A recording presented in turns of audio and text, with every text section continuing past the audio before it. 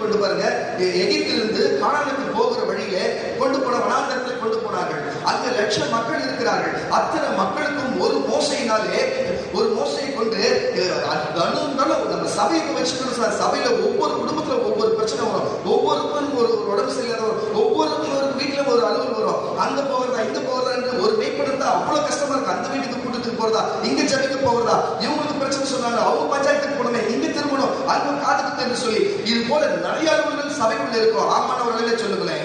அப்போ ஒரு மனுஷனால பார்க்க முடியாது. இங்க சபைக்குள்ளவே இந்த காலகட்டத்தில் நம்மளால பார்க்க முடியும்னு சொன்னா, அந்நாட்களிலே மோசடி காலகட்டத்திலே லட்சம் மக்கள் இருக்கும் பொழுது எல்லா பஞ்சாயத்துக்குமே எல்லா காரியத்துக்குமே மோசையை தேடி வருவார்கள். காலையில் ஆரம்பித்தார்கள் சொன்னா இரவு முழுவதும் போகுமா, ஜனங்கள் காத்து கொண்டே இருப்பார்களா. மோசையுடைய மாமா இதை பார்த்து என்ன நடக்கிறது, ஏன் இவருக்கு ஓய்வு இல்லாம இப்படிப்பட்ட காரியத்தை கொடுக்குறீங்க, ஏன் இப்படி செய்கிறீங்க, இப்படி இதை செய்யக்கூடாது, இப்படி செய்கிறது உங்களுக்கு கடினமா இருக்கும், ஏன்னா உன் சரீரம் உங்களுக்கு தொய்ந்து போகும். இது மட்டுமல்ல, இன்னும் நீ உழைக்க வேண்டும், இன்னும் நீ இன்னும் முன்னேறி போக வேண்டும், அதனால இந்த காரியத்தை செய்யாது. தேவன் சொல்லுகிற வார்த்தையும் அவர் வசனத்தையும் அவருடைய ஆலோசனை கேட்டு முக்கியமான காரியத்துல மட்டும் நீ உள்ளே போய் அந்த காரியத்தை மட்டும் பாரு.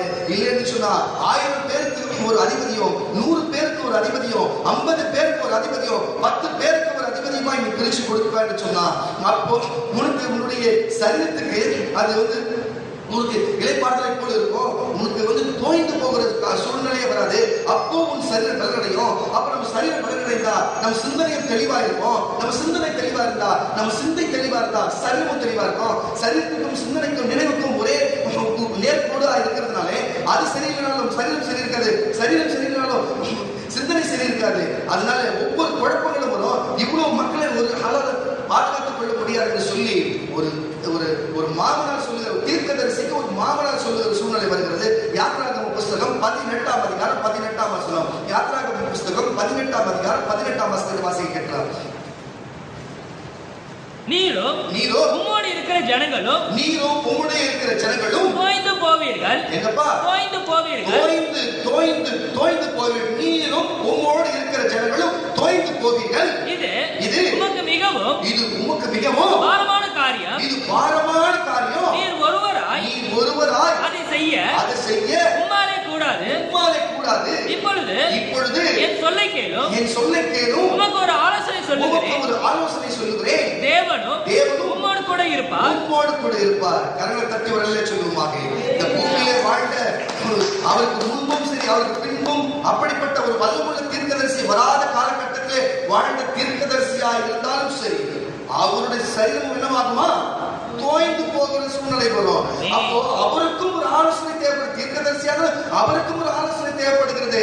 அவருடைய சரீரமும் தோய்ந்து போகிற சூழ்நிலை இருக்கிறது. அதுக்கு தான் நான் சொல்லுகிறேன், கர்த்தருடைய பிள்ளைகளே, ஊழியம் செய்கிற பிள்ளைகளே, எல்லாத்தையும் நான் தான் என்று சொல்லி எல்லாத்தையும் தலையில போட்டுக்கொண்டு மற்றவர்கள் கொடுக்காத இருப்பேன்னு சொன்னா அதுவே ஒரு சில மன உளைச்சலான காரியமா இருக்கும். மற்றவர்களும் பயன்படுத்தும், மற்றவர்களும் இருக்கட்டும். அதே போல வேலைக்கு போயிட்டு நான் தான் எல்லா வேலையும் செய்வேன், எல்லாம் எனக்கு தான் தெரியும் என்று நம்ம முந்திரி கொட்டை போல முந்தி கொண்டு போய் எல்லா வேலையும் செய்துவிட்டு இறுதியிலே அதுக்குண்டான பலன் கிடைக்காம, அதுக்குண்டான இன்கிரிமெண்ட் கிடைக்காம, அதுக்குண்டான மரியாதை கிடைக்காம, அதுக்குண்டான கனம் கிடைக்காம, அப்புறம் அமர்ந்து கொண்டு அழுது கொண்டு நான் எவ்வளவோ உழைத்த இந்த கம்பெனிக்கு, நான் எவ்வளவோ மாடா தேய்ச்சேன், இந்த குடும்பத்துக்கு நான் எவ்வளவோ செஞ்சேன், அவங்களுக்கு உண்மையா இருந்த அவங்க சொல்றதா செஞ்சேன், அவங்க எல்லா வேலையும் நான் எடுத்து போட்டு செஞ்சேன் என்று சொல்லி நீ மற்றவர்கள் சொல்லி மன கஷ்டப்படுறதும், நீ சொல்லி இப்ப சொல்லும் பொழுதே இந்த பேசுகிறவர் எனக்கே கரெக்டா சொல்றாரு, உனக்கு தான் மகளே சொல்லுகிறேன், உன்னுடைய ஆர்வமா இருக்கலாம், உன் நல்ல குணமா இருக்கலாம், தப்பு கிடையாது. ஆர்வம் உன் நல்ல எண்ணம் செயலெல்லாம் சரிதான். ஆனா இன்னைக்கு உனக்கு கர்த்தர் ஆலோசனை சொல்லுகிறார். கரங்கத்தட்டவர்களை சொல்லுவோமாக என்ன சொன்னா, உனக்கு உண்டானதை உன்னை தேடி முக்கியமான இடத்துல இருக்கிறதால முக்கியமான காரியத்தை மட்டும் நீ கலந்துக்கோ, முக்கியமான காரியத்தை நீ செய்ய, மற்ற காரியத்தை உனக்கு கீழே இருக்கிறவங்களுக்கு நீ அதை பகிர்ந்து கொடு. அப்பொழுதுதான் அதே கணம் தான் உனக்கு வரும். நீ மொத்த காரியத்தை நீ செய்தாலும் உனக்கு அதே கணம் தான். நீ தனித்து ஒரு சில 2 காரியத்தை செய்தாலும் அதே கணம் தான் என்பதை புரிந்து கொண்டு கர்த்தருடைய பிள்ளைகளே, எதுக்கு நம்ம சரீரத்தை அழுத்திக் கொண்டு நம்ம சிந்தனைகளை அழுத்திக் கொண்டு எதுக்கு நம்ம சோர்வடைய வேண்டும்? அல்லேலூயா. எதுக்கு நமக்கு சோர்வடைய, ஏன் நம்ம தோய்ந்து போக வேண்டும்? எதற்காக நம்ம தோய்ந்து போக வேண்டும்? நான் சொல்லுகிறேன் பாருங்க, எதனால தோய்ந்து போகிறோம்? இப்போ ஒரு திராட்சை கொடி இருக்குன்னு சொன்னா, இந்த திராட்சை கொடியை தரையில தான் வைப்போம். ஆனா அது ஏறுவதற்கு எந்த பாத்தி கட்டாம, எந்த ஒரு கொம்பு கட்டாம கட்டாம எந்த ஒரு மரமும் பக்கத்துல இல்லாம அது தரையிலே போகும். தரையில் எத்தனை நாளைக்கு போகும்? வளராம போகாது. ஆனா காய்க்கவே காய்க்காது. அந்த மரத்துடைய அந்த கொடியுடைய தன்மை எப்படிப்பட்டதுன்னா, அது ஒரு பாத்தி கட்டணும், ஒரு மரத்துல ஏறணும், ஒரு ஆள் உயரத்தை விட அதிகமா போகணும், அதுக்கப்புறம் பூக்கும், அதுக்கப்புறம் குறைந்து தொங்கும், திராட்சை காய்க்கும். புரியுதா உங்களுக்கு? இப்படிதான் இருக்கும். ஆனால் அது வெறுமை அதுக்கு எந்த காரியமும் செய்யாது இருந்தா அது செடி என்னவாக்கும்? தோய்ந்து போகும். அப்போ பாத்தி உடைஞ்சு போனாலும் கீழே செடி விழுந்தா தோய்ந்து போகும், காய்க்காது, அது மகசூல் தராது, எந்த காரியமும் செய்யாது.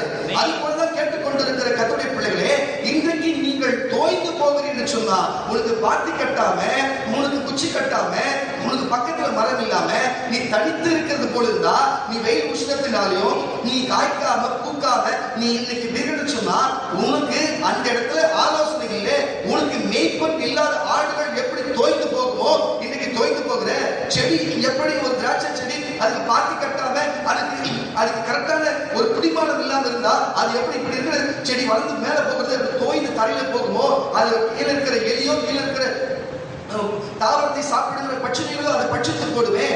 அது போல இருக்கிற கர்த்தருடைய பிள்ளைகளை தயவு செய்து சொல்லுகிறேன், நீங்கள் கொஞ்சம் விட்டு விலகி வந்து போதகருடைய மேய்ப்பனுடைய வார்த்தை கேட்கவும், தகப்பன் தாயுடைய வார்த்தை கேட்கவும், பெரியவனுடைய வார்த்தை கேட்கவும், வேத வசனத்தை மத்தேயு, மாற்கு, யோவான், லூக்கால் சொல்லப்பட்ட என் ஆண்டவராகிய இயேசு கிறிஸ்துவுடைய வார்த்தை கேட்கவும், பிரதான தீர்க்கதரிசி இயேசுவுடைய வார்த்தை கேட்கவும், அந்த தேவாதி தேவனுடைய வார்த்தை கேட்கவும், அவர் வார்த்தை மட்டும்தான் உனக்கு தோய்ந்து போகாதபடி இருக்கும். காரணத்துக்கு அவர்கள் சொல்லுவாங்க, உற்சாகத்தோடு இந்த உலகத்துல நாங்கள் பேசுகிற வார்த்தை எல்லாம் எங்க சுயத்தினாலோ எங்களுடைய தனிப்பட்ட கருத்து நாங்கள் பேசுகிறதில்லை.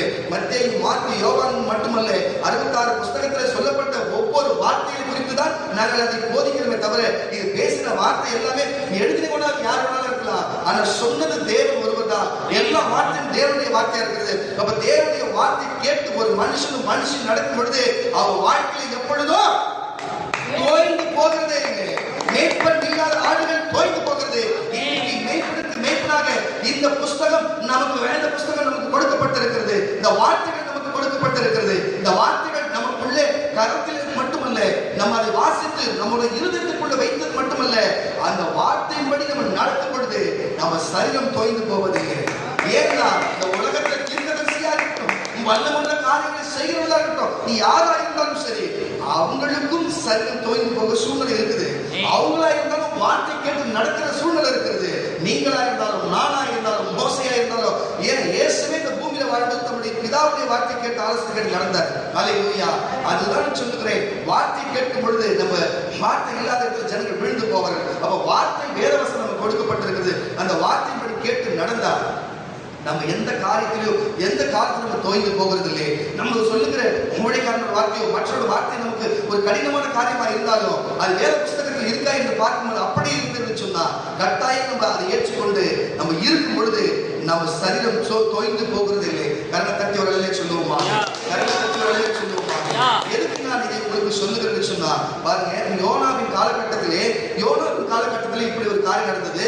தேவன் சொல்லுகிறார், நீ நினைவே பட்டணத்துக்கு போ, அங்க போய் நான் சொல்லுகிற வார்த்தையை சொல்லு, அவங்களுக்கு ஒரு பெரிய அழிவு வரப்போகிறது, அங்க பெரிய மாற்றங்கள் வர வேண்டும், நீ அவளுக்காக போய் எச்சரிப்புக்காக போய் பேசு என்று சொல்லப்படுது. அவர் அங்க தர்ஷுக்கு போகிறார் என்று உங்களுக்கு தெரிந்திருக்கும். பிறகு அங்கிருந்து கப்பலில் இருந்து அவர் கீழே தள்ளுகிறார்கள், மீனவர்கள் விழுகிறது, அப்புறமேட்டு நடந்த காரியம் தெரியும். ஆனால் மீன் வாயிலை விழுங்கி அவர் எவ்வளவு கடினப்பட்டு அவர் பாதாளத்தின் உயிர் போகிற பாதாளத்தின் அடிவரைக்கும் போகி அதனுடைய வேதனையை துன்பத்தின் கஷ்டத்தை அனுபவித்து 3 நாளுக்கு அப்புறம் அது கற்கிறதுக்கு பிறகு அது எங்க போக சொன்னாலும் அதே இடத்துல நினைவுக்கே வந்து அப்புறமேட்டு அந்த காரியத்தை செய்து இறுதியிலே சொன்ன காரியத்தை நிறைவேறி முடிந்தது. இவருடைய காரியம் நிறைவேறினது. ஆனால் நான் சொல்லுகிறேன் கர்த்தருடைய பிள்ளைகளே, தேவன் ஒரு வார்த்தையை சொல்லி இதை செய் என்று சொல்லும் பொழுது உங்களுக்கு கடினமா தான் இருக்கும். ஆனா அந்த கடினம் பார்க்காத செய்யும் பொழுது முடிவிலே அது நன்மையை தரும். அல்லேலூயா. சிலர் பயந்து சில நேரத்திலே சில காரியத்தில் சில ஆலோசனை சொல்லும் பொழுது அந்த காரியத்தை செய்யாது போகும் பொழுது அது மாற்றி செய்யும் பொழுது இறுதியிலே நமக்கு விலகி தருகிறது. சிலருக்கு வாகனம், இந்த வாகனம் தான் வாங்கணும், இந்த வாகனம் தான் வாங்கணும் என்று சகோதரர் என்னன்னா, அந்த சகோதரர் வாங்கி கொடுக்காம இந்த வாகனம் வாங்கி கொடுக்க மாட்டேன், வேற வாகனம் வாங்கி தர, இது ரொம்ப ஸ்பீடா போகிறது வேணாம் என்று சொல்லுகிறார்கள். இல்ல எனக்கு இதுதான் வேணும் வாங்காம இருக்கிறாங்க. ஆனா அவனுடைய நண்பனுக்கு வாங்கி கொடுக்குறாங்க. அவன் வாங்கி கொடுத்த 10 நாளே விபத்திலே சந்தர்ப்ப சூழ்நிலை மறித்து போகிறான். ஆனால் நமக்கு தேவன் வாங்கி கொடுக்க அப்பா அம்மாவுக்கு அனுமதி கொடுக்காம இருப்பான்னு சொன்னா, அப்போ அதே சூழல் நமக்கு வரும் என்ற ஒரு முன்னெச்சரிக்கை அறிந்து அது பிள்ளைகளுக்கு வேணாம் என்று சொல்லுகிறார்கள். ஆனா வேணாம் என்று சொல்லுகிற வார்த்தை கேட்டவுடன் பிள்ளையோட எண்ணம் என்னவாக தோய்ந்து போயிடும். ஐயோ, நம்ம வீட்டு அப்பா அம்மா எல்லாமே வச்சிருக்காங்க, ஆனா நமக்கு வாங்கி கொடுக்க மாட்டாங்க. நம்மளுடைய ஃப்ரெண்டுங்க வச்சிருக்காங்க, உறவுகள் வச்சிருக்காங்க, எதிர் வீட்டுக்காரன் வச்சிருக்கான், பக்கத்து வீட்டுக்காரன் வச்சிருக்கான், அவங்க கார் வச்சிருக்கான், அது வச்சிருக்கான், இது வச்சிருக்கான்னு சொல்லிட்டு நம்ம மனசுல இப்படி எல்லாம் தோணலாம். நமக்கு பெரியவங்க வாங்கி கொடுக்கணும்னா ஏன் நீங்க தேவனுக்கே ஜெபிக்கும் பொழுது தேவனே உங்களுக்கு சில நேரத்தில் அந்த அற்புதங்கள் செய்யாம இருக்கலாம். சில காரியத்துல சில பேருக்கு சில வாகனங்களும், சில 4 சக்கர வாகனமோ 2 சக்கர வாகனம் கொடுக்காம இருக்கலாம். ஏன்? அது அந்த நேரத்தில் உங்களுக்கு வந்தா அது வாழ்க்கைக்கு அது நல்லதா இல்லாது என்று சொல்லும் பொழுது தேவனுக்கு செய்கிறார். ஆனா இறுதியிலே உங்களுடைய எண்ணங்களும் பொதுவாக மற்றவங்களுக்கு என்ன என்னவா இருக்கும்? ஐயோ, நான் கேட்டேன், எனக்கு ஜபத்தை கேட்டேன், எனக்கு ஜபிக்கல, நான் பாஸ்டர் சொல்லி ஜபிக்க சொன்னேன், ஜபிச்சும் நடக்கல, அப்ப தேவனை கைவிட்டார் என்று உங்களுக்குள்ள ஒரு எண்ணத்தை வைத்துக் கொண்டு தோய்ந்து போகிற எண்ணம் இருந்தா ஒரு அலைய சொல்லுங்களேன். அப்ப நான் சொல்லுகிறேன், இப்படிப்பட்ட காரியம் நடந்து நடக்கும் என்று கேட்டு நடக்காம போனா மனசு தோய்ந்து போன ஒரு அலைய சொல்லுங்களேன். நான் பேசுற சத்தம் கேக்குதா? ஜனங்கள் கேக்குதா? அப்ப அலைய சொல்லுங்களேன், சத்தமா அலைய சொல்லுங்களேன். நான் எதுக்கு சொல்லுகிறேன்னு சொன்னா, அப்போ ஒண்ணு கேட்டதும் ஒரு மனசை சந்தோஷப்படுத்தி நினைச்சதும் நமக்கு கிடைக்கலன்னா நம்மளுடைய மனசு தோய்ந்து போன ஒரு அலையில சொல்லுங்க. தோய்ந்து போகணும்னா அப்ப கண்டிப்பா தோய்ந்தா போவோம். ஆனா கிடைச்சா நம்ம மனசு சந்தோஷப்படுற ஒரு அலையில சொல்லுங்களேன். அப்ப மனசு அப்படியே சொன்ன தீர்க்கதரிசனம் நிறைவேறி, ஜெபித்த ஜெபம் நிறைவேறி அப்படியே நம்ம நடந்தா சந்தோஷப்படுற ஒரு அலையில சொல்லுங்களேன். அதுபோலதான் பாருங்க, வர வேண்டிய காரியம் வரும், சில வராத காரியத்துக்கும் சில காரியம் இருக்கா, சில காலங்களும் சில நேரங்களும் இருக்கிறது. அப்ப தேவன் நம்முடைய சித்தத்தின்படி நடவாமல் சில காரியத்தை நிறுத்தி வைக்கலாம். ஆனா கேட்கிற பிள்ளைகளுக்கு எப்படியா இருக்கும்? ஐயோ, இது என்ன நடக்கலன்னு சொல்லி அவன் மனசும் அப்படி தோய்ந்து போகும். மனசு தோய்ந்து போனா, சிந்தனை தோய்ந்து போனா, சரீரம் விளக்கி அப்படி தோய்ந்து போகும். சரீரத்தில் இருக்கிற அவங்களோட ஒரு 50 கிலோன்னு சொன்னா 40 கிலோவோ ஒல்லியாய் போயிடுவான். ஆமானவர்கள சொல்லுங்களேன், இப்படிதான் எல்லாருக்கும் நடக்கிறது. அது போல சில திருமண காரியத்துல எனக்கு இந்த ஆண்மகன் தான் வேணும், எனக்கு இவ்வளவுதான் நேசிக்கிறேன், இவ்வளவுதான் திருமணம் செய்து கொள்ள போகிறேன், இப்படிதான் என்று சொல்லி சில ஒட்டாரமா இருக்கிற பிள்ளைகளை நம்ம பார்ப்போம். இப்படிதான் என்று சொல்லி, ஆனா வீட்டுல வேணவே வேணாம் சொல்லுவாங்க. ஏன்? ஆனா வேற அதை திருமணம் செய்தா திடீரென்று இடையில அவங்க விட்டு போகலாம், இல்ல பூமியில இல்லாத போகலாம், எந்த சந்தர்ப்பம் நடக்கலாம். ஆனா தேவன் அதை அனுமதிச்சு வேணாம்னு சொன்னாங்க. நமக்கு அது நமக்கு வேணாம்னு சொல்லும்போது நம்ம மனசுக்கு எப்படிப்பட்டதா இருக்கும்? தோய்ந்து போகும். ஆனா ஒரு 6 மாசம் போனதுக்கப்புறம் தெரியும் அவர் விபத்துல தவறிட்டாருங்க. என் வாழ்க்கையில இது தெரிஞ்ச ஒரு வாழ்க்கையில எவ்வளவு பேர் பார்த்திருக்கிறோம். சொல்லுவோம், இது சரியில்லை, இது வேணாம்னு சொல்லு, எங்க மேல கோச்சுப்பாங்க, இது கஷ்டமா இருக்கும். ஆனா அது நடந்தது பிறகு நீங்க கரெக்டா சொன்னீங்க நடந்தது, நீங்க அப்படியே சொன்னீங்க நடந்தது, இப்படியே சொன்னீங்க நடந்ததுன்னு சொல்லுவாங்க. எனக்கு நாங்க இந்த அனுபவத்தை நாங்க பல அனுபவத்தை பார்த்திருக்கிறோம். ஆனா சொல்லும் பொழுது கேட்கிறவங்களுக்கு சொல்லுகிறவங்களுக்கு சொல்லிடலாம், கேட்கும் பொழுது அவங்க இறுதியில் போயிட்டுதான் போகும். ஆனா சில நேரத்துல சில கண்டிப்பும் சில காரியங்களும் நம்ம மெய்ப்பொருளும் சில ஊழியக்காரர்களும் சில நேரத்தில் சொல்லும் பொழுது தேவனுக்கு கேட்டது நடக்காத போகும்பொழுது எல்லா சராசரி மனுஷனுக்கும் தோய்வு வரும். ஆனா நான் என்ன சொன்னா, சொல்லும் பொழுதே தேவன் சொல்லுகிறார், அவர் வார்த்தை வருகிறது என்று அதன்படி கேட்டு நடப்போம் என்று போகிறவருடைய வாழ்க்கை ஒரு நாள் தோய்ந்து போகாது. அவர்கள் உயர்த்தப்படுவார்கள், அவர்கள் செங்குத்தான் நிறுத்தப்படுவார்கள், அவர்கள் பலன் உண்டாகும், அவர்கள் கர்த்தர் ஆசீர்வதிப்பார். அவங்க கேட்கிறதா அப்படியே அது உண்டாகி இருக்கும். எப்பொழுதும் தோய்ந்து போகிறவர்களுக்கு மேல எதையுமே கொடுக்க மாட்டார். அவங்க மேல இன்னும் பலத்தை கொடுக்க மாட்டார், இன்னும் வயிற்றை கொடுத்து அவங்களுக்கு கஷ்டத்தை கொடுக்க மாட்டார். நான் சொல்லுகிறேன், எவன் சுறுசுறுப்பா, எவன் ஆர்வமா, எவன் சொல்பச்ச கேட்டு ஓடுறானோ அவனுக்கு தான் நிலத்தை கொடுப்பார். வாசிக்க கேட்கலாம், யோனாவின் புஸ்தகம் 2ஆம் அதிகாரம் 7ஆம் வசனம் வாசிக்க கேட்கலாம். என் ஆத்துமா 2ஆம் அதிகாரம் 7ஆம் வசனம் வாசிப்பா. என் ஆத்துமா என்னிலே தோய்ந்து போகையில், பாருங்க, என் ஆத்துமா என்னிலே தோய்ந்து போகையில் கர்த்தரை நினைத்தேன்.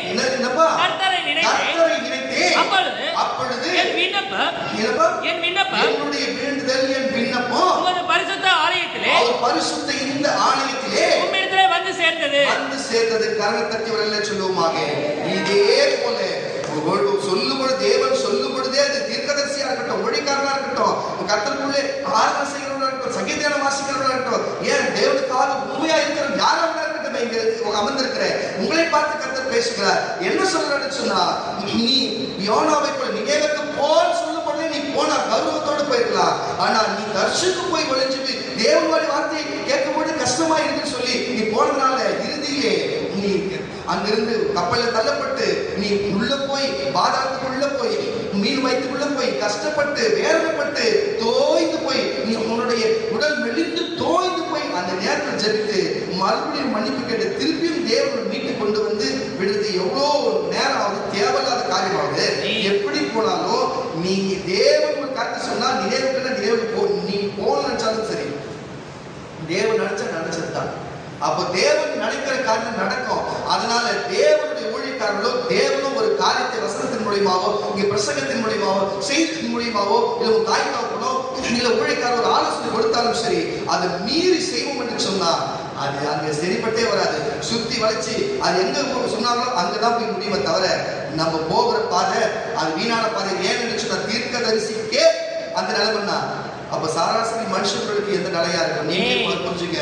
மோசையா இருந்தாலும் சரி அவருடைய சரீரமும் தோய்ந்து போகும். அல்லேலூயா.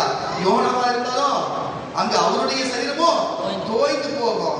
அப்ப மேய்ப்பன் இல்லாத ஆடுகளா இருந்தாலும் அவர்களும் தோய்ந்துதான் போவார்கள். இன்றைக்கு உங்களை பார்த்து சொல்லுகிறேன், உங்கள் வேண்டுதல்களும் விண்ணப்பங்களும் நிறைவேறாமல் நீங்கள் நீண்ட நாட்கள் காத்திருந்தா ஏன் நீங்களும் தோய்ந்து போய்வீர்கள். அல்லேலூயா. நீங்க பார்க்கிற அநேக பொருளாதாரத்துல நீங்க தோய்ந்தவர்களா இருக்கிறீங்க. ஆவியிலே ஒரு காலத்துல இருந்த வல்லமை இன்றைக்கு இல்லாதனால நீ தோய்ந்து போய் வந்திருக்கிற மகளே என்று கர்த்தர் சொல்லுகிறார். நான் சொல்லுகிறேன் கர்த்தருடைய பிள்ளைகளே, இன்றைக்கு உன் வாழ்க்கை பொருளாதாரத்திலும் சரி, கிறிஸ்தவ வாழ்க்கையிலும் ஆவிக்குரிய வாழ்க்கையிலும் சரி, வேலைஸ்தலத்திலும் சரி, வருமானத்திலும் சரி, நீ எந்த காரியத்திலும் சரீரத்திலும் சரி எந்த காரியத்திலும் தோய்ந்து போய் மன உளைச்சலாய் ஒன்றுமே இதுக்கு மேல ஒன்றுமே பண்ண முடியாது அவள் தான் என்று சோர்ந்து போகிற நிலைமையில நீங்க வந்து அமர்ந்திருக்கிறாய். ஆனா உன்னை பார்த்து கர்த்தர் சொல்லுகிறார், உன்னை அப்படி போக விடுவதற்கு இங்க கர்த்தர் வார்த்தை கொண்டு வரவில்லை. நீ எழுந்து உற்சாகத்தோட செய்ய வேண்டிய காரியத்தை செய்து செய்ய வேண்டிய காரியத்தை இலக்கை அடைந்து அவர் ராஜ்யம் போவதான் தேவனுடைய சித்தமாய் இருக்குது. விசுவாசிக்கா கரணத்தவர்களை சொல்லாமே, விசுவாசிக்கா கரணத்தவர்களை சொல்லாமே. ராஜா எப்பேற்பட்ட ஒரு அரசன், அவர் எப்பேற்பட்ட ஒரு அரசன், ராஜாவா வாழ்ந்தவர். அவருக்கு இல்லாத மந்திரிமார்களா, அவருக்கு இல்லாத போர் சேவர்களா, அவருக்கு இல்லாத படைகளா, ஆனாலும் அவருடைய சரீர ராஜ மருத்துவம் பார்க்கலாம். அவர் நினைச்சா என்ன வேணாலும் செய்யலாம். ஆனா அவர் நினைச்சா எந்த வேலைக்கு போதில் அமர்ந்து எல்லாமே வேலை வாங்கலாம். அவர் சொல்லுகிறார், என் சரீரமும் நானே தோய்ந்து போயிருக்கிறேன், நான் தேவனை நோக்கி கூப்பிடுகிறேன், அவர் தான் என்னை தூக்கி ரட்சிக்கிறார், அவர் தான் என்னை காப்பாற்றுறாரு சொல்லி ராஜாவா இருந்தாலும் சரி எப்பேற்பட்ட ஆளா இருந்தாலும் சரி சரீரம் தோய்ந்து போகிறது இயல்புதான். எப்படி இருந்து வெளியே வரணும்? வாசிக்க கேட்கலாம். சங்கீதங்களின் புஸ்தகம் 61ஆம் சங்கீதம், சங்கீதங்களின் புஸ்தகம் 61ஆம் சங்கீதம் 2ல இருந்து வாசிக்க கேட்கலாம். 2ல இருந்து 5 வரை வாசிக்கலாம். என்னுடைய இருதயம் தோயும் போது, என்னப்பா தோயும் போது, என் இருதயம் தோயும் போது, என் இருதயம் தோயும் போது, தோய்ந்து போகும்போது பூமியின் கடையாந்திரத்தில் இருந்து, பூமியுடைய கடையாந்திரத்தில் இருந்து உம்மை நோக்கி கூப்பிடுவேன், உம்மை நோக்கி நான் கூப்பிடுவேன். எனக்கு எட்டாத உயரமான கண்மலையிலே என்னை கொண்டு போய் விடும், என்னை கொண்டு போய் விடும். நீர் எனக்கு அடைக்கலமும், நீரே எனக்கு அடைக்கலமும், சத்ருவுக்கு எதிரே, என்னுடைய சத்ருவுக்கு எதிரே பலத்த துர்க்கமுமாய் இருந்து, பலத்த துருவமாய் இருந்து நான் உம்முடைய கூடாரத்திலே சதா காலமும் தங்குவேன், உமது சேட்டைகளின் மறைவிலே வந்து அடைவேன். தேவனே, நீர் என் பொருத்தனைகளை கேட்டீர். உமது நாமத்திற்கு பயப்படுகிறவர்களின் சுதந்திரத்தை எனக்கு தந்தீர். பாருங்க, உயர்ந்த கண்மலை மேல வைத்து இருக்கிறாரா தாவீதை பார்த்து. அப்ப இங்க யாருன்னா உண்மையாவே இப்படிப்பட்ட தாவீது கேட்கிறது போல, இந்த சங்கீத புஸ்தகத்துல தாவீது கேட்கிறது போல உங்களுக்கு பொருளாதாரத்துல நீ தோயப்பட்டிருக்கிறியா மகளே? வேலைஸ்தலத்திலே நீ கண்விட்டு தோயப்பட்டிருக்கிறியா? உன் குடும்பத்திலே நீ பாதிக்கப்பட்டு குடும்பத்துக்கு உழைச்சு உன் உறவுக்கு உழைச்சு இன்னைக்கு உன் மனசு தோயப்பட்டு என்னடா வாழ்க்கை என்று நினைத்துக் கொண்டிருக்கிறாயா?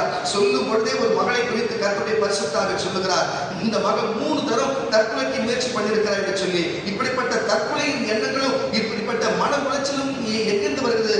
மனசும் சரீரமும் தோய்ந்து போகிறது நிமித்தம் வருகிறது. அல்லேலூயா. இன்னைக்கு வந்திருக்கிற எல்லாரையும் பார்த்து கர்த்தருடைய பரிசுத்தாக சொல்லுகிற ஒரே ஒரு காரியம் என்னன்னு சொன்னா, கர்த்தருடைய பிள்ளைகளே, நீங்கள் இனி தோய்ந்து போவதில்லை.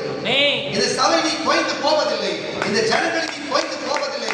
எடுக்கிற காரியத்துல எல்லாத்தையும் கர்த்தர் ஜெயத்தை கொடுக்க வல்லவராக இருக்கிறார். நீ எடுக்கிற காரியத்துல எல்லாத்தையும் ஜெயத்தை கொடுக்கிற தேவனாக இருக்கிறார். அல்லேலூயா.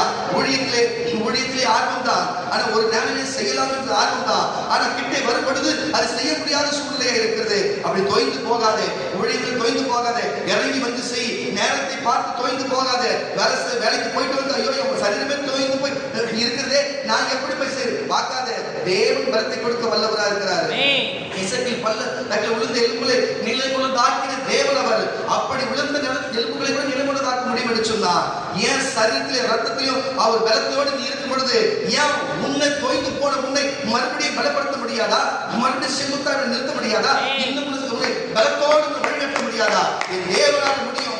ஜாதியாக மூலம் சரிந்து கொண்டு நான் வாழ்க்கையை தரித்திரம் தரித்திரம் தரித்திரம் என்று இன்னோடு கணக்கு பண்ண 7 ஆண்டுகளாய் நீ கஷ்டப்பட்டு வருமானம் இல்லாத கஷ்டப்பட்டு இருந்தும் ஜாதியாக மூலம் சரிந்து கொண்டிருக்கிற கர்த்தருடைய மகளே, உன்னை பார்த்து கர்த்தர் சொல்லுகிறார், இனி உன் வாழ்க்கையில் தோய்வில்லை. இதை சொல்லவேதான் நான் வந்திருக்கிறேன். இதை சொல்லவேதான் உன் வாழ்க்கையை குறித்து சொல்ல வேண்டும் என்பதற்கு தான் வந்திருக்கிறேன். இந்த பரிசுத்த ஆவியானவர் சொல் என்று சொல்லுகிறார். உன் வாழ்க்கை இனி தோயாதபடிக்கு எல்லா காரியமும் நன்மையாய் முடியும். ஹல்லேலூயா.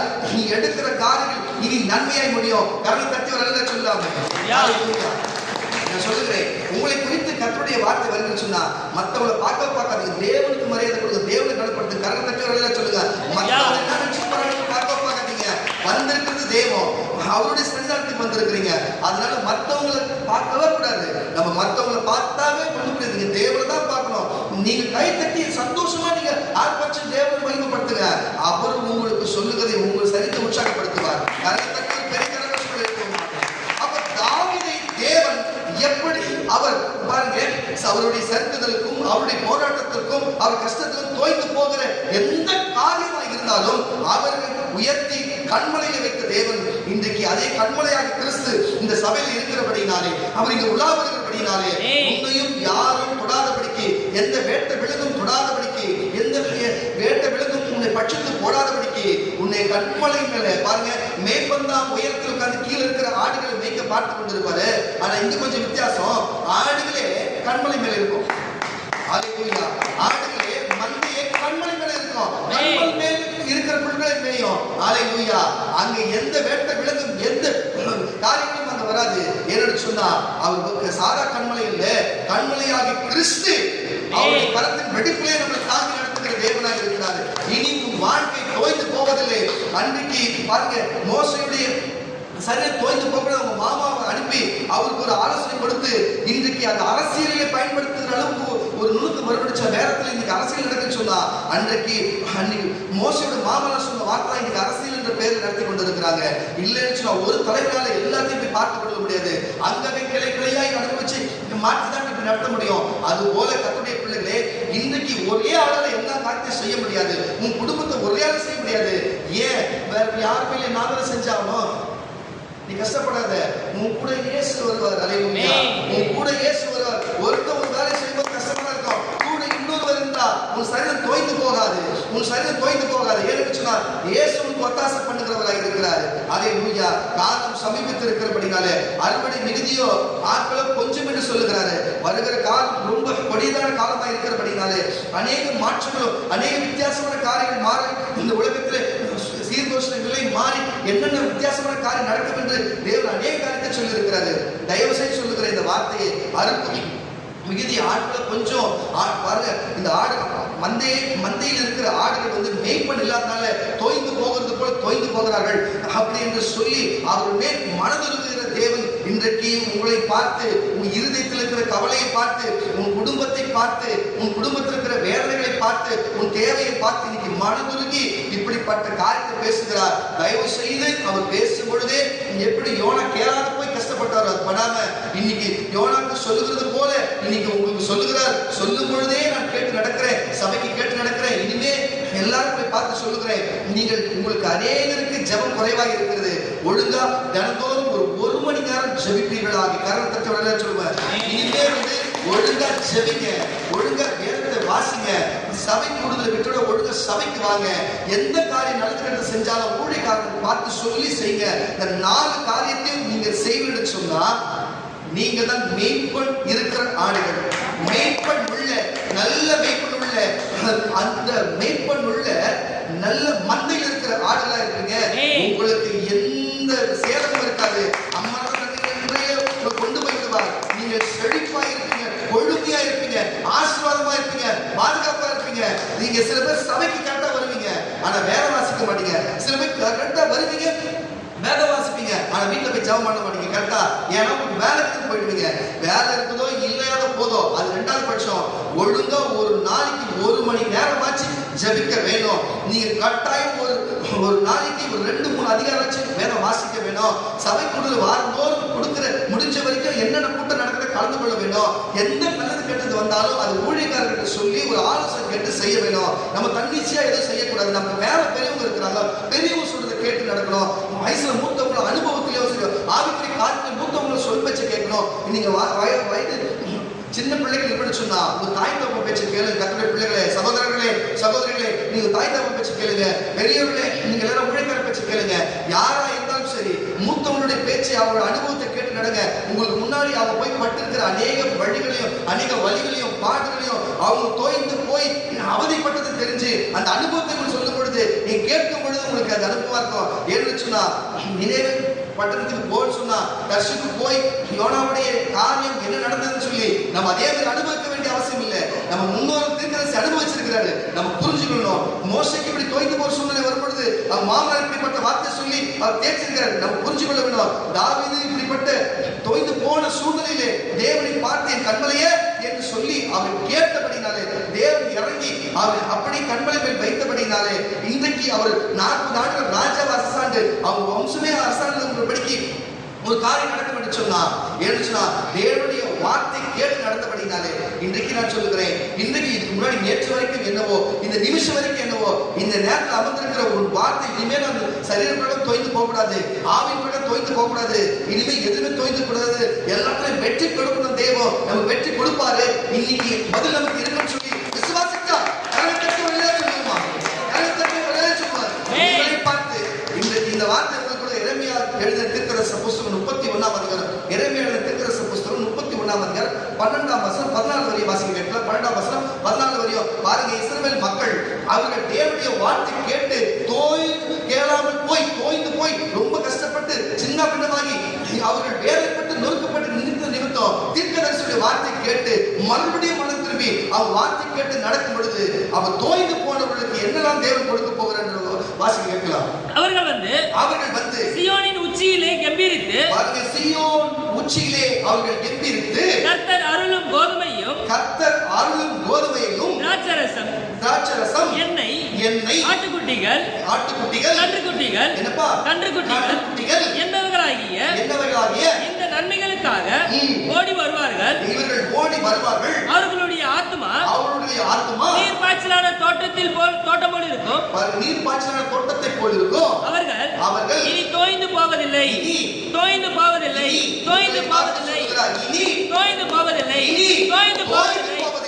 ஹல்லேலூயா. உங்களுக்கு கொடுக்க வேண்டிய காரியத்தை மறுபடியும் பசங்க வாசியா. அவர்கள் சீயோனின் உச்சியிலே கெம்பீரித்து கர்த்தர் அருளும் கோதுமை திராட்சரசம் எண்ணெய் ஆட்டுக்குட்டிகள் கன்றுக்குட்டிகள் என்பவைகளாகிய இந்த நன்மைகளுக்காக ஓடி வருவார்கள். அவருடைய ஆத்துமா நீர் பாய்ச்சலான தோட்டம் போல் இருக்கும். அவர்கள் இனி தோய்ந்து போவதில்லை.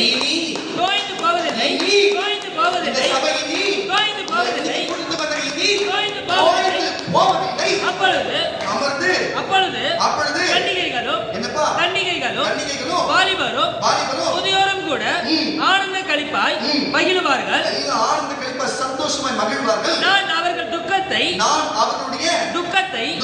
சந்தோஷமாக மாற்றி, இன்னைக்கு யார் வீட்டிலே என்னென்ன காரணம் துக்கத்தோடு வந்திருக்கிறீர்களோ உங்கள் துக்கத்தை அவர் சந்தோஷமாய் மாற்றி அவர்களை தேற்றி அவர்கள் சஞ்சலம் நீங்க, உங்களுடைய சஞ்சலங்கள் நீங்க அவர்களை சந்தோஷப்படுத்துவேன். ஆசாரியரின் ஆத்துமாவை கொழுமையானவைகளினாலே பூரிப்பாக்குவேன். என் ஜனங்கள் நான் அளிக்கும் நன்மையினால் இன்றைக்கு நன்மையினால் திருப்தி ஆவார்கள் என்று திருப்தி ஆவார்கள் என்று கர்த்தர் சொல்லுகிறார்.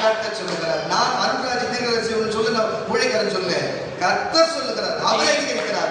அப்போ நீங்கள் இதுவரைக்கும் பொருளாதாரத்திலும் உணவிலும் உடையிலும் வஸ்திரத்திலும் பிரச்சனையிலும் எந்த காரியத்திலும் இருந்தாலும் சரி, கர்த்தருடைய பிள்ளைகளே, இன்றைக்கு தேவன் உங்களுக்கு இந்த எரேமியா புஸ்தகத்திலே 31ஆம் அதிகாரத்திலே 12ஆம் வசனத்திலே தொடர்ந்து வாசிக்கிற வசனத்திலே சொன்னபடியே உன் வாழ்க்கை இனி அப்படியா செழிப்பாக சொன்னார். விசுவாசிக்கிற காரியத்திலே சொல்லுவோமாக, திருமண காரியத்திலும் சரி, பிள்ளை பிறக்கிற காரியத்திலும் சரி, உன் உடல் சுகத்திலும் சரி, பொருளாதாரத்திலும் சரி, எல்லாத்தையும் நீ தோய்ந்து போகாதபடி கர்த்தர் எல்லாத்தையும் பலப்படுத்துவார். எல்லா குழப்பத்திலிருந்து தெளிவாக்குவார். இனி எல்லாத்தையும் கர்த்தர் எல்லா தெளிவான நன்மையான காரியத்தை கர்த்தர் செய்ய வல்லவராக இருக்கிறார். ஹல்லேலூயா.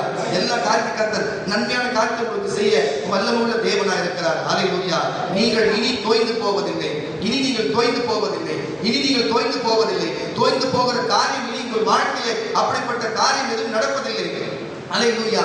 எதுக்கு இதை நான் உங்களுக்கு சொல்லுகிறேன்னு சொன்னா, வாழ்க்கையில நீங்கள் என்னென்ன காரியத்திலே, என்னென்ன குடும்ப அவஸ்தையிலே, என்னடா திருமண காரியம், இந்த காரியத்தில் நான் திருமணத்தை செய்துவிட்டு இன்னைக்கு என் வாழ்க்கை தோய்ந்து போயிருக்கிறது, இன்னைக்கு இப்படி ஒரு காரியமா இருக்குன்னு சொன்னா, நீ எதிர்பார்த்த காரியத்தை நீ செய்து கொண்டா நீங்க தோய்த்தான் போவாய். ஆனாலும் தேவன் உன்னை மறுபடியும் மீட்டு உனக்கு மறுபடியும் உற்சாகத்தையும் பலத்தையும் ஆரோக்கியத்தையும் கொடுக்கிற தேவனாக இருக்கிறார். ஐயோ, வாகனம் இல்லையே, எனக்கு அது இல்லையே, எனக்கு வீடு இல்லையே, எனக்கு வாசல் இல்லையே, நான் இயேசுவை தேடுகிறேன், எனக்கு கிடைக்கவில்லையே என்று சொல்லி கூட நீ தோய்ந்து போயிருக்கலாம். ஆனால் மறுபடியும் தேவன் கொடுக்க வல்லமுள்ள தேவனாக இருக்கிறார். தேவன் உனக்கு கொடுக்க வல்லமுள்ள தேவனாக இருக்கிறார். அதனால் நான் சொல்லுகிறேன், கர்த்தருடைய பிள்ளைகளே, உங்க வாழ்க்கையில தேவன் இன்றைக்கு தோய்ந்து போன உங்களை தூக்கி நிறுத்த வல்லமுள்ளவராக இருக்கிறார். தூக்கி நிறுத்த வல்லமுள்ள தேவனாக இருக்கிறார். ஹல்லேலூயா, ஹல்லேலூயா. எல்லாம் விசுவாசிக்கிறார்கள். ஹல்லேலூயா. இப்போ நான் தேவ செய்தி முடிந்தது. நான் இப்போ உங்களுக்காக ஜெபிக்க ஆரம்பிக்க போகிறேன். சில பாடலை பாடிவிட்டு